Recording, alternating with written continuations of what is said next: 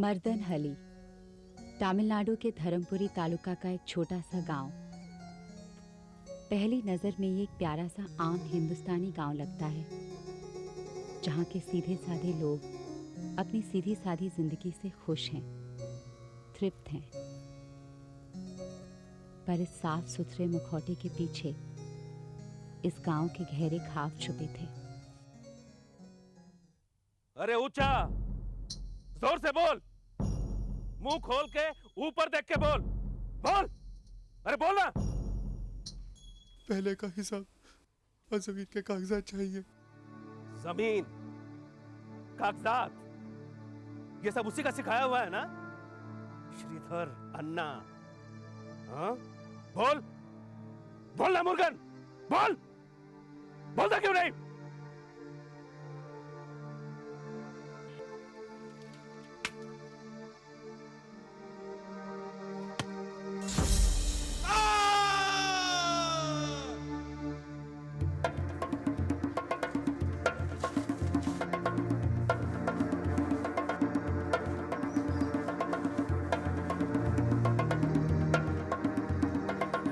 क्या हुआ?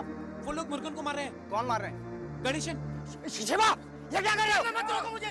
गणेशन की तलाशी बढ़ती जा रही है, मैं तो जान से मार डालूंगा। अरे तुम भी मारोगे, वो भी मारेगा, क्या अंतर होगा? पहले जाएंगे, उससे बात करेंगे, समझे? ये रखो सब, नीचे रखो।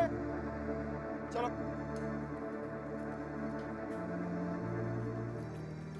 मुर्गन, ये क्या हुआ? मुर्गन, मुर्गन, मुर्गन, मुर्गन, ये तुमने ठीक नहीं किया। क्यों मारा इसको?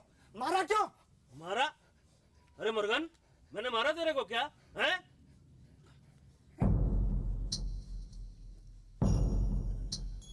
ये तुम्हारी गुंडागर्दी ज्यादा दिनों तक चलने वाली नहीं है। कानून नाम की भी कोई चीज होती है, समझे? ये लीडर, मैं बोल रहा हूँ उसको नहीं मारा, वो बोल रहा है नहीं मारा, तू बीच में क्यों कानून झाड़ रहा है? ये गांव वालों का मामला है, आपस में सुलझा लेंगे। तू शहर से आया है ना, अपनी लीडरी वहीं जाके झाड़ना अच्छा रहेगा। अच्छा तो ये रहेगा कि तुम जल्दी संभल जाओ, हिसाब करने हैं तुम्हें, जवाब देने होंगे, समझे? और अन्याय नहीं सहेंगे, नहीं सहेंगे, नहीं सहेंगे। मजदूर किसान यूनियन जिंदाबाद, जिंदाबाद, मजदूर किसान यूनियन जिंदाबाद, जिंदाबाद, मजदूर किसान यूनियन जिंदाबाद, जिंदाबाद, जिंदाबाद, मजदूर किसान यूनियन जिंदाबाद, जिंदाबाद, जिंदाबाद, मजदूर किसान यूनियन जिंदाबाद, जिंदाबाद। 29 वर्षीय श्रीधर चेन्नई में रहने वाला एक ट्रेड यूनियन लीडर था, जो एक ग्राम उद्धार संगठन के साथ सक्रिय रूप से जुड़ा था। पिछले 1 साल से वहां तमिलनाडु के धर्मपुरी तालुका में अपने साथीदारों के साथ एक अभियान चला रहा था। धर्मपुरी के मर्दनहली और आसपास के कुछ पिछड़े हुए गांव में जमींदार गणेशन, पुलिस और भ्रष्ट प्रशासन के शोषण से त्राही मची हुई थी। इन गांव के टूटे हुए, हारे हुए, पिछड़े हुए वासियों को श्रीधर हिम्मत दे रहा था, उन्हें संगठित कर रहा था, उन्हें अपने मूलभूत अधिकारों से परिचित करवा रहा था। जाहिर है, गणेशन को श्रीधर के इस अभियान से आपत्ति थी। श्रीधर की गांव में बढ़ती लोकप्रियता से गणेशन काफी अस्वस्थ होता जा रहा था। मुर्गन के साथ आज जो कुछ भी हुआ है वो नहीं होता, कभी नहीं होता, अगर सारा गांव एक होता, संगठित होता। आज मुर्गन के साथ हुआ है, कल को आपके साथ हो सकता है, आपके साथ हो सकता है। और अब वक्त आ गया है, हम सबको मिलकर हर अन्याय के खिलाफ एक अभियान छेड़ना है, अभियान चलाना है। और चाहे वो अन्याय करने वाला गणेशन हो, पुलिस वाला हो, गांव वाला हो, कोई भी हो, हमें अपने हक के लिए लड़ना है, चाहे कुछ भी हो जाए, बस। वो साहूकार ने बुलाया।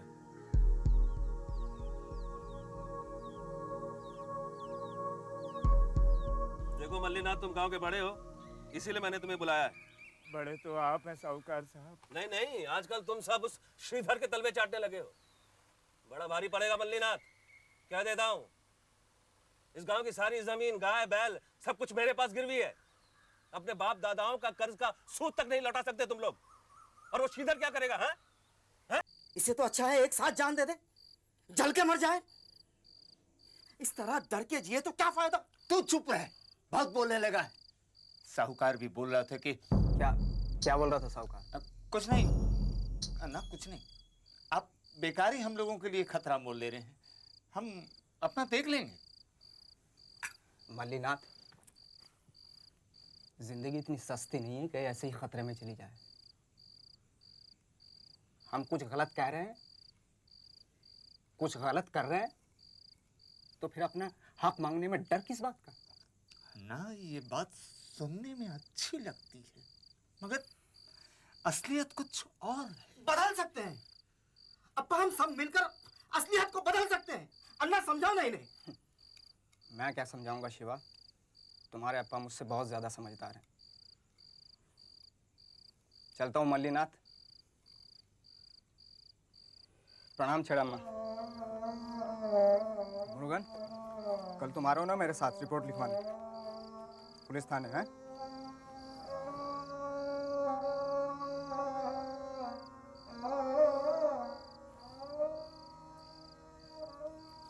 अन्ना, अन्ना, इस इलाके में सक्रिय नक्सलवादी बार बार श्रीधर की तरफ दोस्ती का हाथ बढ़ाते। श्रीधर अहिंसा और संवैधानिक तरीकों से शोषित गांव वालों को न्याय दिलाना चाहता था। नक्सलों का साथ देने के बजाय वो उन्हें हिंसा का रास्ता छोड़कर ओवरग्राउंड आने का आग्रह करता। आ जाओ, कोई प्रॉब्लम नहीं होगी। यहाँ मैं अकेला हूँ। नमस्कार श्रीधर अन्ना। नमस्कार। कमांडर ने फिर बुलाया है। जी। तुमसे बोलो मेरा जवाब फिर वही है। और तुम ये सब काम छोड़ के मेरे साथ काम क्यों नहीं करते? अन्ना, हम नक्सल हैं और नक्सल बंदूक की गोली से क्रांति लड़ेगा, क्योंकि वही असली क्रांति होगी। आप ये कानूनी कार्रवाई में अपना वक्त बर्बाद कर रहे हैं। मैं ऐसा नहीं सोचता। उनसे जाके बोलो कि मेरे साथ काम करें। जाओ, और तुम्हें यहाँ कोई देख लेगा, निकल लो। श्रीधर की पत्नी वंदना लॉ कॉलेज में पढ़ती थी। श्रीधर की ट्रेड यूनियन एक्टिविटीज और गांव में चलाए जा रहे अभियान में उसे वंदना का पूरा समर्थन हासिल था, पर एक पत्नी होने के नाते उसे अपने पति की जान की फिक्र थी। ये शर्ट का क्या हाल हो गया है श्रीधर? क्या? ये शर्ट बटन भी टूट गए, फट भी गई। वो ऐसे ही थोड़ा सा बस। ऐसे ही ये हाल नहीं होता श्रीधर। क्या हुआ था? अरे वो थोड़ा सा गणेशन के साथ तो कुछ नहीं हुआ भाई। डरने की कोई बात नहीं, वो थोड़ा सा बस है।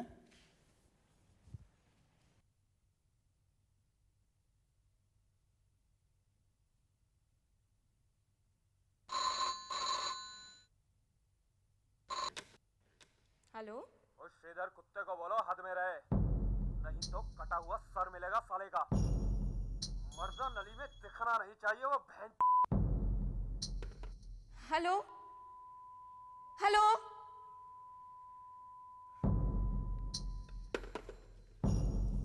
क्या हुआ? किसका फोन था? वो कोई धमकी दे रहा था। मर्दा नली से दूर रहने को कह रहा था। हाँ।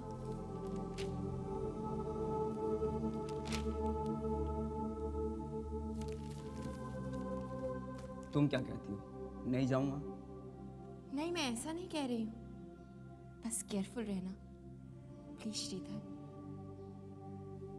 श्रीधर, मैंने तुम्हें कभी टोका नहीं है, हमेशा साथ दिया है तुम्हारा। पर पता नहीं क्यों इस बार उन लोगों के लिए मुझे कुछ ठीक नहीं लग रहा। तुम्हें बिल्कुल सही लग रहा वरना वो लोग बिल्कुल भी ठीक नहीं है, इसीलिए तो मैं वहां काम कर रहा हूं ना।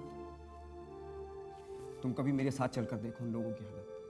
आई प्रॉमिस 3 दिन तक खाना पीना सोना सब भूल जाओ। जानवरों से बदतर हालत बना रखी है उन लोगों की। हम लोग तो बहुत भाग्यशाली हैं वरना, पढ़े लिखे हैं, शहरों में रहते हैं, कानून और न्याय का दरवाजा तो खटखटा सकते हैं, लेकिन वहां तो ऐसा कुछ भी नहीं है, कुछ भी नहीं है वरना। और अगर हम कुछ नहीं कर पाए ना तो कोई कुछ नहीं करेगा। आंखें बंद करके सब कुछ जानकर समझकर अपनी जिंदगी को आराम से जीना कम से कम मेरे से तो नहीं हो पाएगा ये सब। और मैं जानता हूं तुम भी नहीं कर पाओगी। मैं सिर्फ इतना कह रही हूँ कि संभल के प्लीज श्रीधर।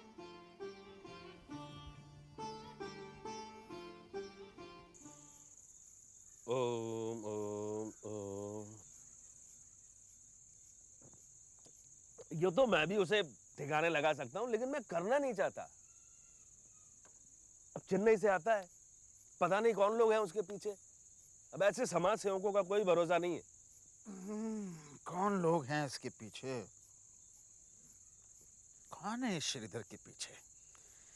हाँ, कौन कौन? हाँ, कौन है बताइए? अरे आप बताइए ना। नक्सलाइट, नक्सल है आपका श्रीधर। अरे क्या बात कही आपने, क्या बात कही। बहुत खूब। है ना मजेदार बात? आपका श्रीधर नक्सल है। और इतना ही नहीं, ये पिछले महीने धर्मापुरी में 2 सरकारी बसों को जलाने वाले नक्सलों का लीडर है। लीडर कैसा रहेगा? हाँ, बहुत अच्छा, बहुत अच्छा। नक्सल है, नक्सल है, श्रीधर नक्सल है, बस। वांटेड है, सरकार का गुनहगार, देशद्रोही, आतंकवादी। बस आपका काम हो गया, समझ लीजिए गणेश साहूकार, हो गया। अरे मुस्कुराते रहेंगे, भूख लगी है, मुर्गा खिलाओ। हाथ मुंह पहले धोएंगे या बाद में?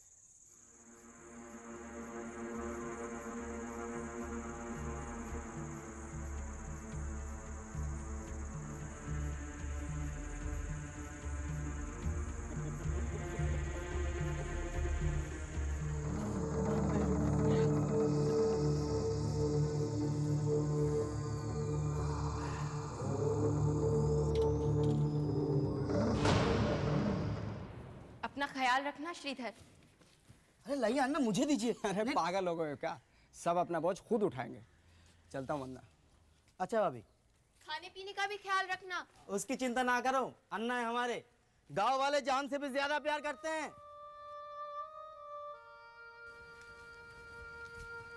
ना मुझे दे देते तो क्या होता? अपना बोझ हमेशा खुद को उठाना चाहिए, समझे? नहीं अन्ना, मुझे दे देते, मैं ले लेता। अच्छा अन्ना, सबसे पहले कहाँ जाना है? सबसे पहले परमगुड़ी जाएंगे, जा। उसके बाद देखते हैं।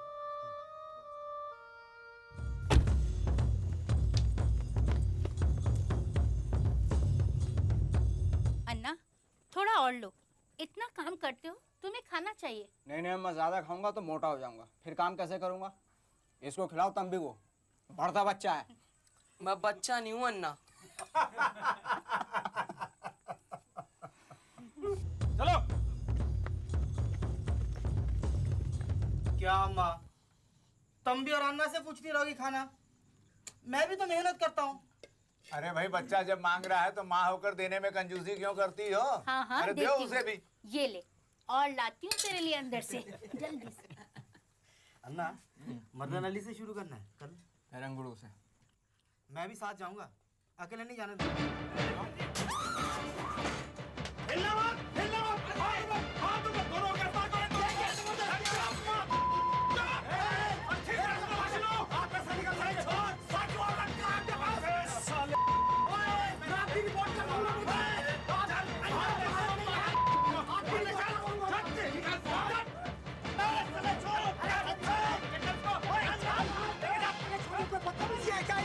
आइडेंटिफिकेशन कोई नहीं।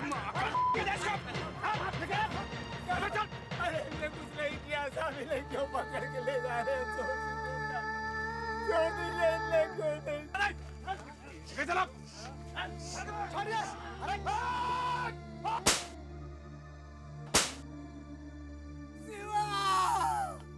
आज सवेरे जब मुझे पता चला कि 4 नक्सल मर्दन अली आए हैं तो मैं तुरंत टीम लेकर पहुंच गया। ये वही धर्मापुरी बस बर्निंग केस के आरोपी थे।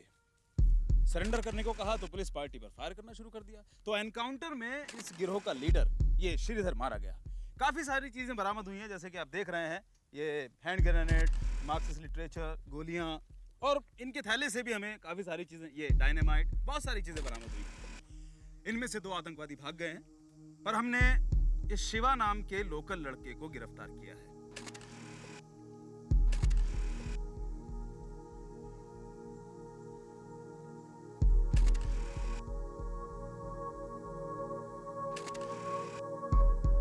सेलम शहर के सरकारी अस्पताल में पोस्टमार्टम के बाद श्रीधर की लाश को वंदना के हवाले कर दिया गया।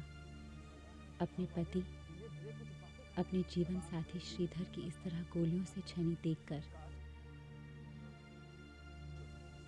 वंदना टूट गई।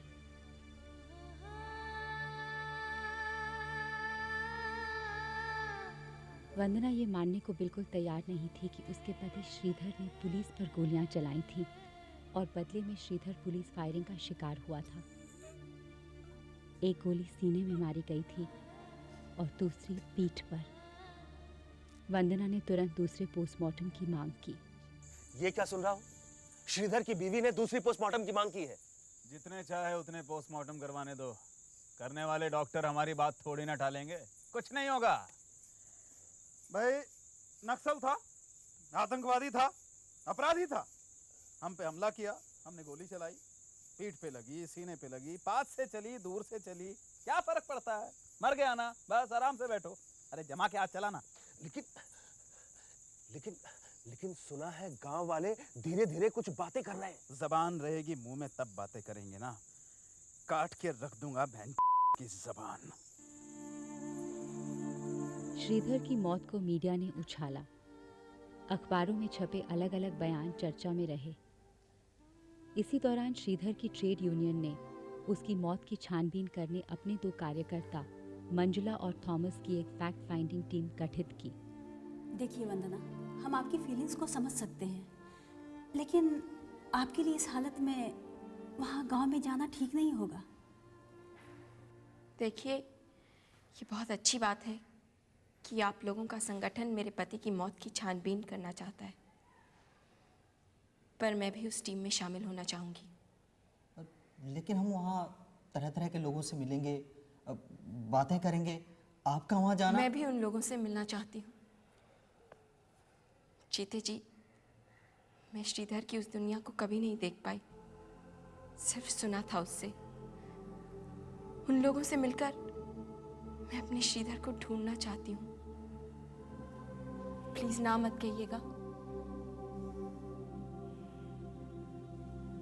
गांव वालों से सच्चाई जानने के लिए वंदना और फैक्ट फाइंडिंग टीम मर्दनहली बड़ी उम्मीदों के साथ पहुंचे। सारे गांव में डर और दहशत का माहौल था।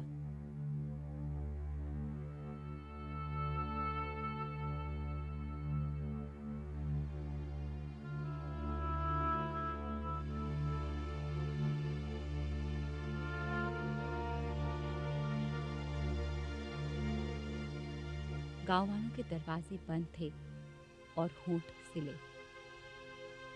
बड़ी मुश्किल से जिन गांव वालों से बात हुई वो बिल्कुल झूठ बोल रहे थे, साफ साफ झूठ। जी नहीं, हम किसी श्रीधर को नहीं जानते। मैं किसी श्रीधर को नहीं जानता हूँ। श्रीधर, ये नाम तो मैंने पहली बार सुना।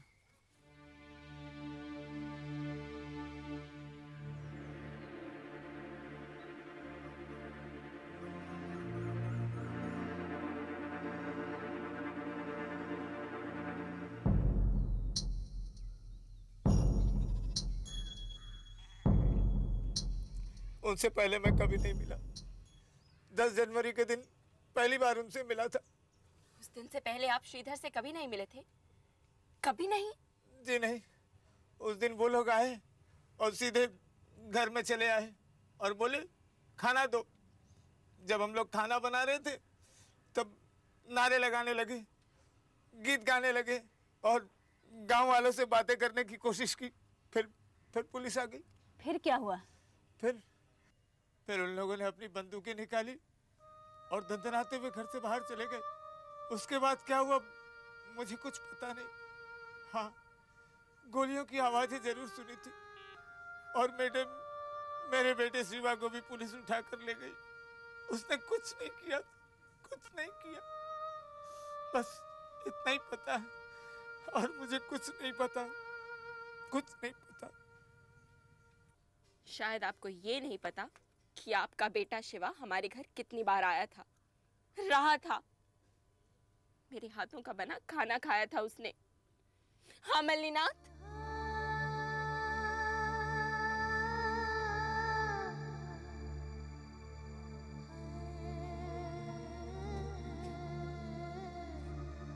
आप लोगों की पूजा करता था श्रीधर। आपकी पलाकोट वाली पोती के पोलियो को लेकर दिन रात परेशान रहता था वो। सिर्फ आप लोगों की बातें करता था और आप लोग कहते हैं कि आप उसे पहले कभी मिले ही नहीं। जानते ही नहीं। क्यों क्यों मल्लीनाथ, क्यों?